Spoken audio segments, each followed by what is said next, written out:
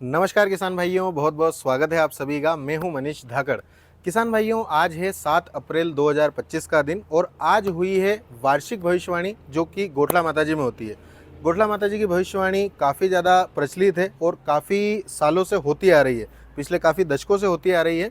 तो इसका जो इंतज़ार है इस भविष्यवाणी का काफ़ी किसान भाई हमारे करते हैं, क्योंकि माताजी के द्वारा फसलों के बारे में, बारिश के बारे में, मावठे वगैरह के बारे में जो है बताया जाता है। तो किसान भाइयों, वैसे भविष्यवाणी के जो वीडियोज़ हैं वो तो काफ़ी ज़्यादा अपलोड हो चुके हैं और सोशल मीडिया के माध्यम से आपको भी पता लग चुका होगा। मैंने भी वीडियो नीमच मंडी भाव यूट्यूब चैनल पर डाल दिया है। लेकिन किसान भाइयों, जब उस वीडियोज़ के कमेंट में पढ़ रहा था तो उसमें मुझे एक थोड़ा सा लगा, कुछ किसान भाइयों का ये कहना था कि भैया इसमें जो आवाज़ आ रही है वो ठीक से नहीं आ पा रही है या फिर हम समझ नहीं पा रहे हैं। तो आप जो है थोड़ा आसान भाषा में समझा दीजिए क्या भविष्यवाणी हुई है, क्योंकि मैं भी आज गोठला गांव में गया था जो कि तहसील खाचरोद लगती है और ज़िला उज्जैन लगता है। मैं आज वहां पर जब भविष्यवाणी हो रही थी तो वहीं पर मौजूद था।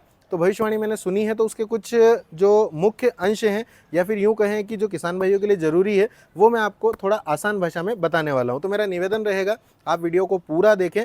अगर वीडियो आप सभी को पसंद आए तो इसे लाइक ज़रूर कीजिएगा और मेरा निवेदन है कि अधिक से अधिक इसे शेयर कर दीजिएगा, क्योंकि किसान भाइयों भविष्यवाणी जो माताजी ने की है वो तो जो रिकॉर्डिंग वहाँ पर हुई है वो तो सभी चैनलों पर और बहुत सारे जो सोशल मीडिया प्लेटफॉर्म है वहाँ पर आ ही चुकी है।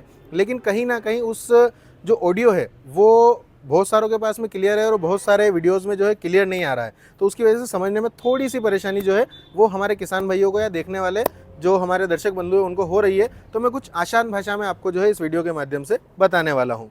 किसान भाइयों, वैसे मैं आपको वीडियो में क्लियर कर दूं कि ये जो भविष्यवाणी माताजी के द्वारा की गई है वही मैं आपको बताने वाला हूं। मैं पूर्ण रूप से आस्तिक हूं, भगवान में मेरी पूरी आस्था है और जो माताजी ने कहा है उसको मैं भी जो है पूरी तरीके से अच्छे से सुन करके आया हूं और लगभग ये मान करके चलिए कि मैं इसमें कहीं से कहीं तक कोई कटाक्ष नहीं करने वाला हूं।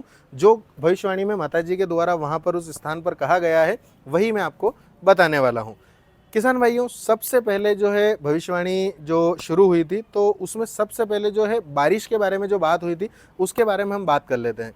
तो माताजी के द्वारा जो कहा गया है इस वर्ष जो 2025 हमारा चल रहा है, तो 2025 से आगे 2026 तक, जब तक अगली जो है भविष्यवाणी नहीं हो जाती है तब तक के लिए जो अगला सीजन बारिश का आने वाला है। तो किसान भाइयों, बारिश के बारे में माताजी ने जो कहा है कि बारिश अच्छी होगी। जी हाँ किसान भाइयों, जो भविष्यवाणी में सबसे पहले जो बात कही गई थी बारिश के लिए कि बारिश अच्छी होगी। दुसरी मागणी आता आषाढ एकम ते लगेन आठम तक वावणी ठीक है वह। लेकिन साथ ही साथ एक बात और माताजी के द्वारा कही गई कि कहीं कहीं कोई क्षेत्र ऐसे भी हैं, हो सकते हैं जहां पर बारिश जो है वो काफ़ी कम होगी। कम से मतलब ये कि माताजी ने तो ये कहा था कि शायद आपको पानी की समस्याएं बहुत ज़्यादा फेस करना पड़ेगी कुछ क्षेत्रों में, कुछ, लेकिन सभी क्षेत्रों में नहीं। बारिश लगभग सभी क्षेत्रों में अच्छी होगी, कुछ क्षेत्र में जो है वो कम हो सकती है। और क्या क्या था लोगों ने पानी पिया नहीं, साल में नहीं मिलेगा, कोरू रहेगा क्या क्या, और हगरत वर्षा होएगा तो थोड़ी सी समस्या हल होगा तो ठीक रहेगा। इसके अलावा बात करें जो मावठे गिरते हैं, जो हमारा जो मावठे से आप सभी किसान भाई समझते ही हैं, मुझे बताने की आवश्यकता नहीं है। तो मावठों के बारे में कहा गया है कि लगभग 7 मावठे जो हैं इस वर्ष हो सकते हैं, 7 मावठे गिरेंगे। और मावटा हाथ है, आधा कातिल मावटू है, उतरता काते में है, बेता अगण में भी है, आधा अगणु मावटू है, माह में ओलावृष्टि वेगा, पोष में भी वेगा। कहीं कहीं ओलावृष्टि की भी संभावनाएं जो है, संभावनाएं तो क्या कहें, माताजी के द्वारा भविष्यवाणी में कहा गया है, इसको संभावना तो नहीं कहेंगे हम। जो माताजी ने कहा है वही मैं आपको एज इट इज़ जो है बता रहा हूँ, केवल अपनी भाषा में और अपने शब्दों में। तो ये तो हो गई बारिश और मावठे की बात। इसके अलावा बात करें जो बीमारियों के बारे में बताया गया है कि रोग प्रकोप की जो स्थिति बताई गई है, तो इस वर्ष भी जो है फेस करना पड़ेगी।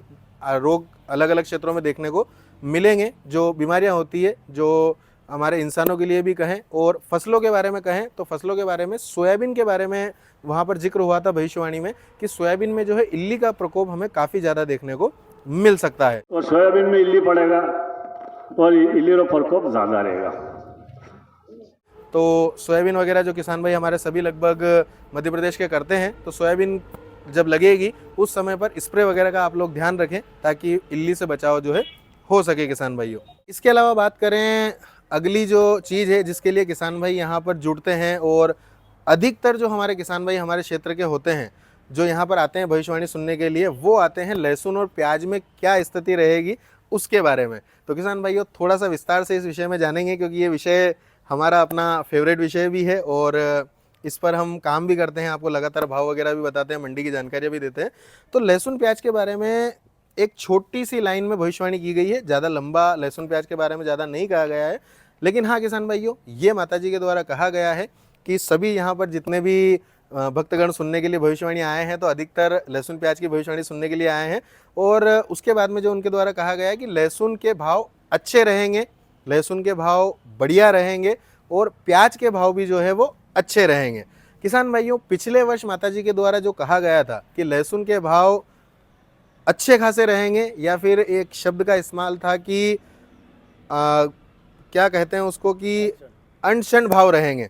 मतलब अनशन से मतलब ये था कि बहुत ज़्यादा अच्छे भाव देखने को मिलेंगे। तो पिछले वर्ष हमने देखे भी हैं, जो कि माताजी की भविष्यवाणी 100% लहसुन में सही साबित हुई थी। लेकिन इस वर्ष ऐसे किसी शब्द का प्रयोग नहीं हुआ है कि बहुत ज़्यादा बड़ी तेज़ी जो है वो देखने को मिलेगी। लेकिन हाँ, ये जरूर कहा गया है कि लहसुन के भाव अच्छे रहेंगे। અને થારે કાંદા લસણ તો તે કાંદા લસણ વચ્ચે ज़्यादा आया हो, કારણ કે મેં કીધું થાને કે શોભીન થાને બેકાડેગા ને હવે કઈ માતાજી ભાવ રૂકી જે કાર માતાજી કહી દે ભાવ નહીં આવે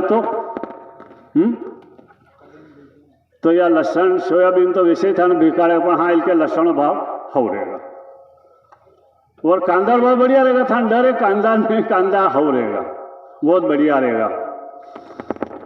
तो कहीं ना कहीं लहसुन के किसान भाई जो कि पूरे वर्ष भर से जहाँ जहाँ पर भी लहसुन की खेती की जाती है, अगर वो इसको सुन रहे हैं तो लहसुन में आप थोड़ा सा रिलैक्स रह सकते हैं, अगर आप भविष्यवाणी सुनते हैं और इसको अनुसरण करते हैं तो। बाकी मैं आपको इस वीडियो के माध्यम से भी कहूँगा कि आप अपना निर्णय जो है माल को खरीदने बेचने जो भी किसान भाई हैं अगर लेते हैं तो वो अपने विवेक के आधार पर लीजिएगा, या फिर आप मेरी तरह बिल्कुल आस्तिक हैं तो आप जो है भविष्यवाणी के आधार पर अपना फैसला ले सकते हैं। मैं केवल जो भविष्यवाणी हुई है उसके बारे में बता रहा हूँ। तो लहसुन प्याज के बारे में बात हो गई। इसके अलावा जो सोने चांदी से जुड़े हुए अगर कोई दर्शक बंधु हमारे देख रहे हैं तो सोने चांदी में भी स्थिति अच्छी जो है भविष्यवाणी में बताई गई है।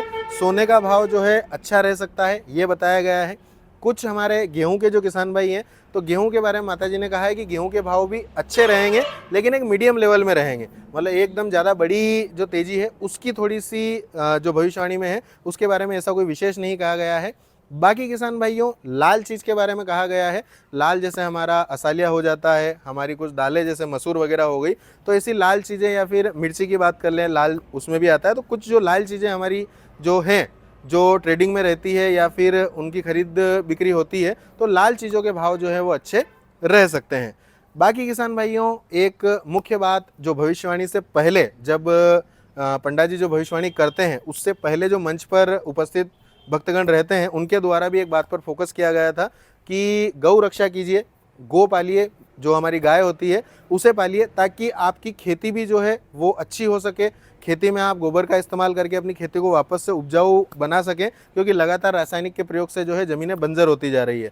तो ये माताजी की जब भविष्यवाणी हुई थी तब उन्होंने भी कहा, उन्होंने भी बताया कि हमें गौ सेवा करनी चाहिए, हर व्यक्ति को जो है गो पालन करना चाहिए ताकि हमारी गाय भी बचेगी और साथ ही साथ हमें जो खेती में जो है गोबर की खाद जो मिलेगी उससे हमारी खेती भी उपजाऊ बनेगी। और किसान भाइयों मेरा भी आपसे निवेदन है, हाथ जोड़ करके विनम्र निवेदन है कि हम पशुपालन की ओर जाएं और पशुपालन को बढ़ावा दें, ताकि कहीं ना कहीं ये जो रासायनिक के प्रयोग से हम पिछले सालों में लगातार भूमि की उर्वरता क्षमता जो खोते जा रहे हैं वो वापस से रिकवर हो सके, रासायनिक का प्रयोग घट सके। और जो रासायनिक के प्रयोग से, पेस्टिसाइड के प्रयोग से जो बीमारियां हो रही है, जो बड़े बड़े रोग हो रहे हैं जैसे कैंसर वगैरह हो गया, तो इसमें जो है कहीं ना कहीं राहत मिल सके किसान भाइयों। तो ये मेरा भी आपसे निवेदन रहेगा। बाकी मोटी मोटे तौर पर जो बातें थी वो मैंने आपको इस वीडियो के माध्यम से बताई है। उम्मीद करता हूँ आप सभी को आसान भाषा में बताया गया वीडियो समझ में आया होगा। और अगर आपको वीडियो अच्छा लगा हो तो मेरा निवेदन है ज़्यादा से ज़्यादा शेयर कर दीजिएगा, ताकि ये कुछ जो अपनी भाषा है, जो किसी को अगर वो रिकॉर्डिंग किसी के पास में ज़्यादा क्लियर नहीं थी या फिर किसी को समझ में नहीं आ पाई हो, तो उन्हें जो है ये बात पता लग सके। क्योंकि किसान भाइयों ये वीडियो मैं इसलिए बना रहा हूँ क्योंकि मैं भी यहीं पर उपस्थित था, मैंने लाइव जो भविष्यवाणी है वो सुनी है और उसके जो कुछ मुख्य अंश हैं वो मैं इस वीडियो में कवर कर रहा हूँ। उम्मीद है वीडियो पसंद आएगा, लाइक कीजिएगा, शेयर कीजिएगा और चैनल पर पहली बार आएँ तो चैनल को सब्सक्राइब जरूर कर लीजिएगा ताकि आपको आगे आने वाले वीडियोस के जो नोटिफिकेशन है वो समय से मिल जाएं और आप जल्दी से जल्दी सभी जानकारियां और सभी वीडियो देख पाएँ। धन्यवाद। जय जवान, जय किसान।